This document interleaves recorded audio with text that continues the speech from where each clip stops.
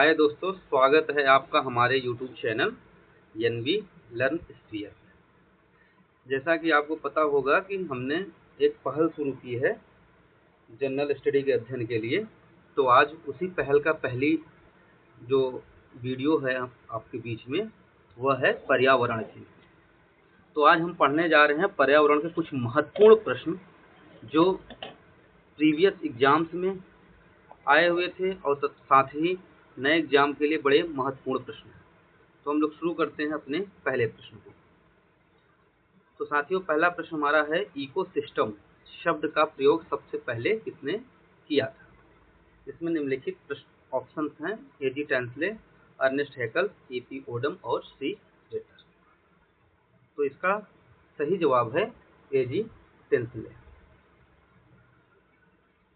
हमारा दूसरा प्रश्न है, चिपको आंदोलन के प्रणेता कौन थे? तो चिपको आंदोलन के जो प्रणेता थे वो थे सुंदरलाल बहुगुणा। चिपको आंदोलन का तात्पर्य है जंगल बचाओ आंदोलन से। यह उत्तराखंड में शुरू किया गया था और इस आंदोलन का नाम चिपको आंदोलन पड़ा। हमारा अगला प्रश्न है, ग्रीन हाउस प्रभाव के लिए मुख्य रूप से कौन सी गैस जिम्मेदार होती है?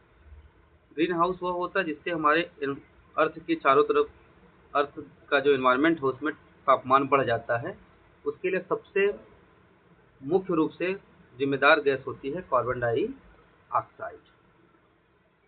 हमारा अगला प्रश्न है, इनमें से कौन सा प्राकृतिक उपभोक्ता की श्रेणी में आता है?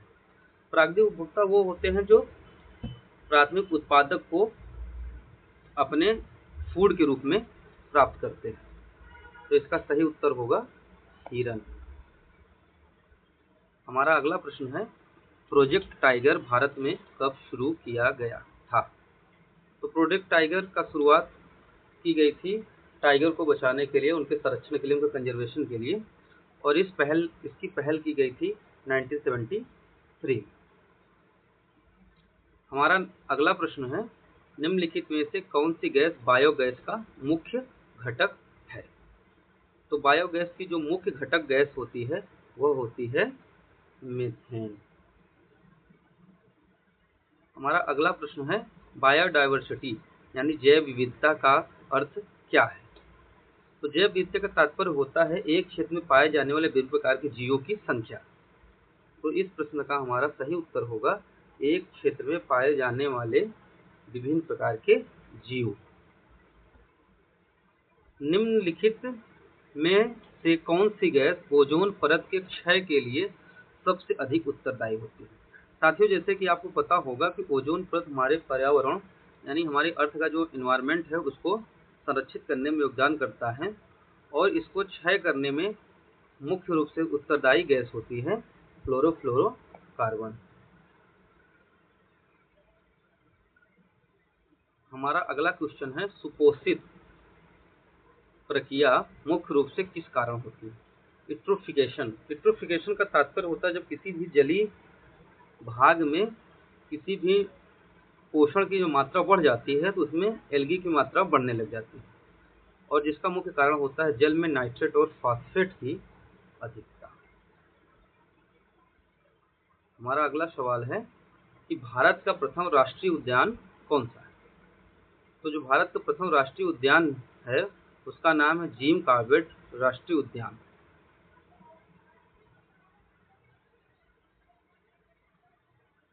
अगला प्रश्न है, पर्यावरण का सुरक्षा कवच किसे कहा जाता है? अगला प्रश्न हमारा है, पर्यावरण का सुरक्षा कवच किसे कहा जाता है? तो हमारे पर्यावरण का जो सुरक्षा कवच होता है वो होता है ओजोन परत, जो अल्ट्रावायलेट रेज को धरती तक आने से रोकती है। अगला प्रश्न है, भारत में हाथी परियोजना यानी प्रोजेक्ट एलिफेंट की किस वर्ष शुरू की गई थी? तो हाथी के कंजर्वेशन और उसके संरक्षण के लिए, उसके बचाव के लिए 1992 में हाथी परियोजना की शुरुआत की गई। अगला प्रश्न है, निम्नलिखित में से कौन सा एक अजैविक घटक है? तो अजैविक घटक का तात्पर्य होता है कि जो हमारा पर्यावरण होता है वो दो प्रकार के घटक से मिलकर बना होता है। एक होता है जैविक घटक, एक होता है अजैविक घटक। तो आपका प्रश्न जो है वो है कि अजैविक घटक कौन सा है? तो अजैविक घटक होता है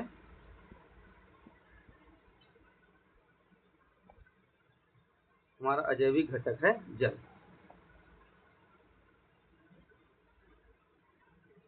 नेक्स्ट है, अगला प्रश्न हमारा है सर्वाधिक जैव विविधता कहाँ पाई जाती है? अभी जैसे हमने पढ़ा था पिछले क्वेश्चन में, जैव विविधता का तात्पर्य होता है किसी एक निश्चित क्षेत्र में जीवों की जो संख्या होती है उसे हम बोलते हैं बायोडाइवर्सिटी या जैव विविधता। तो सर्वाधिक जैव विविधता पाई जाती है उष्णकटिबंधीय वर्षा वनों में। सर्वाधिक जैव विविधता कहाँ पाई जाती है? उष्णकटिबंधीय वर्षा वनों में। अगला प्रश्न है ग्रीन मफलर किससे संबंधित है? तो ग्रीन मफलर का मतलब यह होता है कि किसी भी शहर में जब शोर ध्वनि प्रदूषण की मात्रा बढ़ जाती है तो हम सड़कों के किनारे या छोटे छोटे फॉरेस्ट प्लांट लगा करके हम उस साउंड को अब्जॉर्ब करने का प्रयास करते हैं और इसी को कहते हैं हम ग्रीन मफलर। तो ग्रीन मफलर का संबंध किससे हो गया? ध्वनि प्रदूषण से हो गया। अगला प्रश्न है हमारा मेधा पाटेकर किस आंदोलन से जुड़ी हुई है? अगला प्रश्न हमारा है तो मेधा पाटेकर किस आंदोलन से जुड़ी हुई हैं? तो साथियों, मध्य प्रदेश में जो नर्मदा नदी पे बांध बनाया जा रहा था और उससे बहुत सारे पलायन हुए और बहुत सारे पर्यावरण को क्षति हुई, उसको लेकर एक आंदोलन चलाया गया था जिसको लीड करने वाली महिला थी मेधा पाटेकर और उन्हीं के वो भारत में नर्मदा बचाओ आंदोलन के महत्वपूर्ण किरदार रहे। हमारा अगला प्रश्न है ताजमहल को किस गैस के प्रभाव से खतरा बना हुआ है? तो जो ताजमहल हमारा है वो बना है व्हाइट मार्बल से, और व्हाइट मार्बल पे जो हमारे वायुमंडल में विभिन्न प्रकार की गैसें होती हैं, उन गैसों में सबसे ज़्यादा अगर व्हाइट मार्बल को नुकसान पहुंचाने वाली गैस है तो वो सल्फर डाइऑक्साइड है, जो मार्बल पे पीले कलर की एक परत छोड़ती है।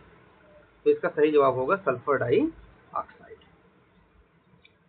अगला प्रश्न है पारिस्थितिकी तंत्र में ऊर्जा का मुख्य स्रोत क्या होता है?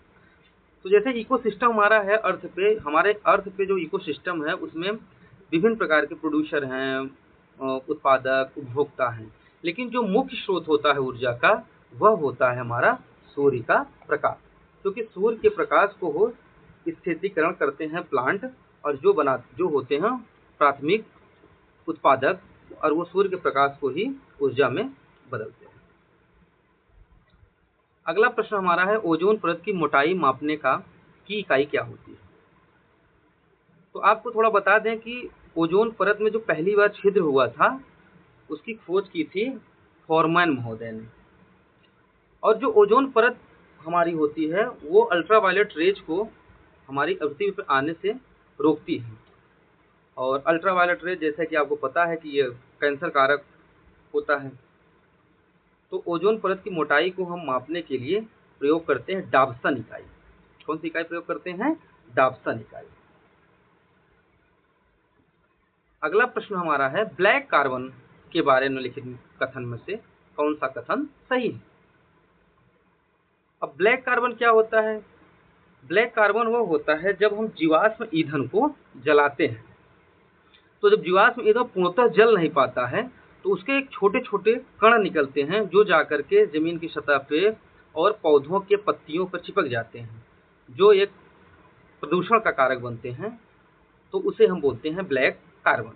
तो इसका सही जवाब होगा यह जीवाश्म ईंधन के अधूरे दहन से उत्पन्न होने वाला एक सूक्ष्म कण है। अगला प्रश्न है प्लास्टिक प्रदूषण को रोकने के लिए सड़क बनाने में प्लास्टिक के उपयोग का विचार किसने दिया था?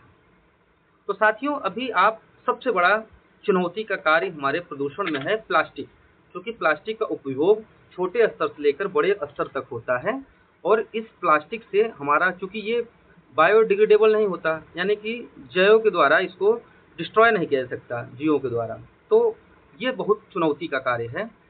तो भारत में राजगोपालन वासुदेवन हैं जिन्होंने विचार दिया कि अगर हम प्लास्टिक को उपयोग करके सड़क बनाएं तो प्लास्टिक प्रदूषण से हमें मुक्ति मिल सकती है।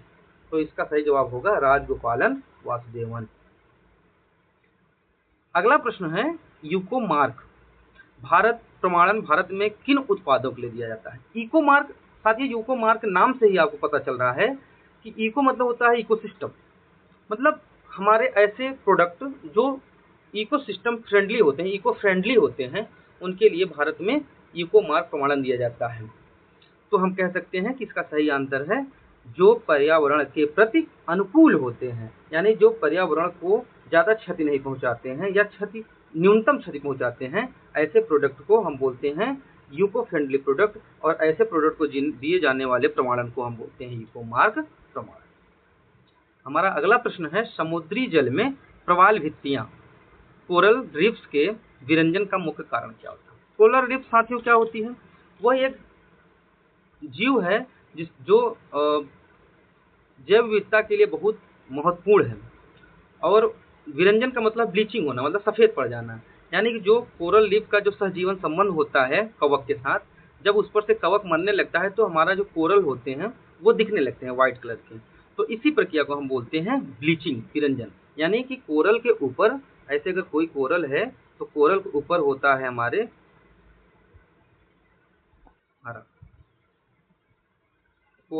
अगर हमारा कोरल ऐसे है, कोरल के ऊपर होता है, ये एक सेकंड, ये तो कोरल को जो हमारी प्रवाल भित्तियां होती हैं उनके ऊपर होते हैं कवक, तो जब कवक मरने लगते हैं तो हमारी प्रवाल भित्तियां बाहर दिखने लगती हैं, उसे हम बोलते हैं विरंजन। तो इसका मुख्य कारण होता है महासागरीय अम्लीकरण और तापमान में वृद्धि। तो महासागरीय अम्लीकरण और तापमान में वृद्धि से क्या होता है, कोरल प्रवाल भित्तियों का विरंजन होने लगता है। हमारा अगला प्रश्न है, हॉट स्पॉट की अवधारणा सबसे पहले किसके द्वारा दी गई? तो साथियों हॉट स्पॉट का तात्पर्य होता है कि जब किसी एक एरिया में, किसी एक क्षेत्र में बहुत ज्यादा संख्या में डाइवर्सिटी होती है तो उसे हम बोलते हैं हॉट स्पॉट, और इस शब्द की अवधारणा प्रस्तुत करने वाले व्यक्ति थे नॉर्मन मायर्स महोदय।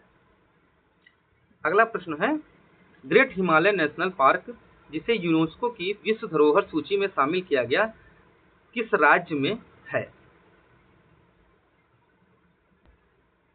तो great Himalaya national park UNESCO विश्व धरोहर सूची बनाती है, जो यूनेस्को वर्ल्ड वाइड स्तर पे एक सूची बनाती है जिसको विश्व धरोहर घोषित किया जाता है। उसमें भारत के बहुत सारे नेशनल पार्क्स और बायोस्फीयर रिजर्व शामिल किए गए हैं।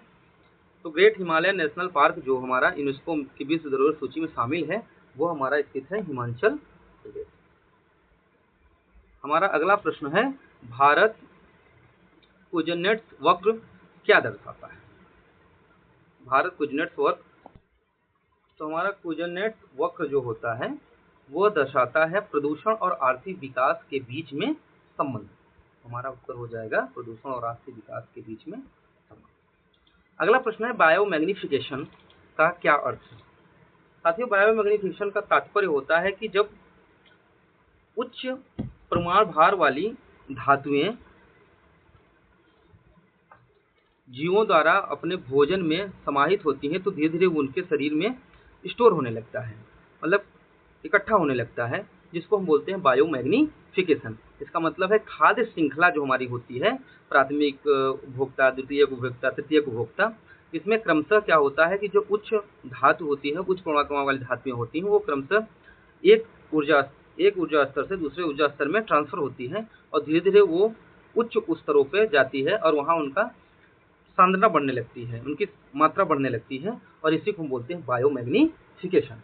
तो इसका हमारा सही उत्तर होगा खाद्य श्रृंखला के उच्च स्तरों पर विषाक्त पदार्थों की सांद्रता का बढ़ना। हमारा अगला प्रश्न है, निम्नलिखित में कौन सी नाइट्रोजन स्थिरीकरण करने में मदद करने वाली फसल है? तो नाइट्रोजन स्थिरीकरण जो होता है, नाइट्रोजन फिक्सेशन जो होता है, वह होता है बेसिकली लिग्यूमिनस प्लांट में। लिग्यूमिनस प्लांट वो थे जो दलहनी फसलें होती हैं, वो प्लांट को जो नाइट्रोजन चाहती हो वो नाइट्रेट या नाइट्राइट के रूप में लेते हैं।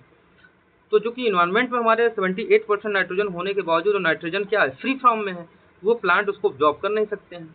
तो कुछ ऐसी फसलें होती हैं जो लिग्यूमिनस फैमिली की फसलें होती हैं, वो इन्वायरमेंटल नाइट्रोजन को क्या करती हैं, नाइट्रेट या नाइट्राइट में परिवर्तित करती हैं और जिसको प्लांट द्वारा ऑब्जॉर्ब करना आसान होता है। तो इसमें लिग्यूमिनस यानी दालहन फैमिली की फसल है चना, तो इसका सही उत्तर हो जाएगा चना, जो नाइट्रोजन स्थिरीकरण में मदद करती है। अगला प्रश्न है मॉन्ट्रियल प्रोटोकॉल। मॉन्ट्रियल प्रोटोकॉल मुख्य रूप से किससे संबंधित है? तो जो मॉन्ट्रियल प्रोटोकॉल हुआ था 1997 में हुआ था। अच्छा, ओजोन परत, अभी हमने पिछले प्रश्न में पढ़ा था, ओजोन परत क्षरण से हमारे अर्थ के एनवायरनमेंट पे बहुत बैड इफेक्ट होता है। तो हम चाहते हैं कि ओजोन परत में छिद्र कम हो। तो मॉन्ट्रियल प्रोटोकॉल हुआ जिसका उद्देश्य था ओजोन परत को बचाने के लिए CFC का उत्पादन कम करना, यानी क्लोरोफ्लोरोकार्बन के उत्पादन को नियंत्रित करना या कम करना, जिससे ओजोन क्षरण को रोका जा सके। नेक्स्ट प्रश्न हमारा है विश्व में कार्बन उत्सर्जन में भारत का स्थान लगभग कितना है? तो साथियों, विश्व में भारत का स्थान, हम कार्बन उत्सर्जन में हम कम तो नहीं हैं, लेकिन विश्व में हमारा स्थान जो है पहले पे तीसरा स्थान है। पहले हमारा चाइना है, दूसरा पे USA और तीसरे पे भारत हमारा कार्बन उत्सर्जन में स्थान है। तो प्रिय साथियों, आप लोग ये वीडियो देखें, इसके लिए आपको धन्यवाद। और हमारा YouTube channel NV learn share आपको बहुत बहुत धन्यवाद करता है, और साथ में अपनी लर्निंग को कंटिन्यू रखिए। Stay curious. Thank you so much for watching this video.